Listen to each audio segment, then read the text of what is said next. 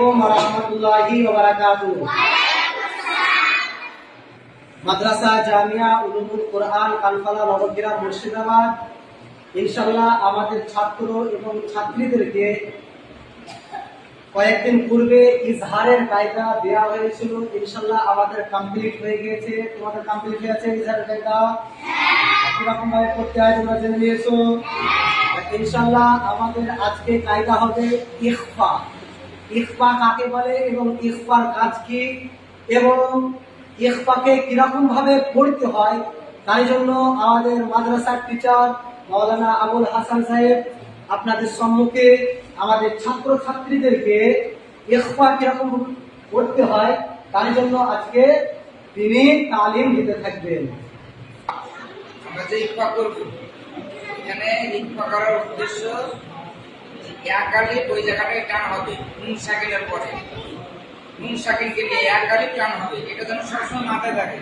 সে অক্ষরগুলো হচ্ছে সর্বপ্রথমে তা, সা, জিম, দাল, জাল, সিন, শিন, সাদ, দাদ, কফ, জ, ফা, কফ, কাফ।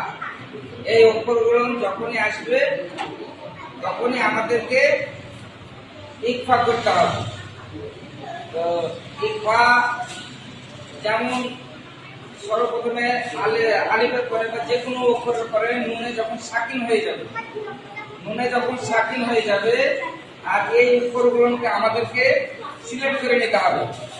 এই অক্ষরগুলোকে সিলেক্ট করে নিতে হবে দিয়ে আমাদেরকে এই ইকফাটা করতে হবে। যেমন আতামুদির, আতামুদির, ফামা তাকুলাত, ফামা তাকুলাত।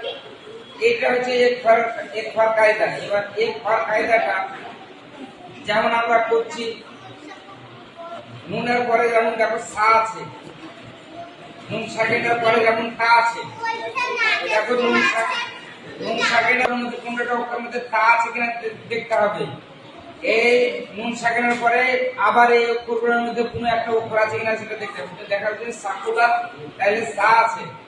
এইভাবে যত রকম পড়া আসবে কোরআন মাজিদের মধ্যে বা যে কোনো আরবি পড়ার মধ্যে, তখনই এটাকে ইকফা করতে হবে। এটাই হচ্ছে অরিজিনাল ইকফার কায়দা।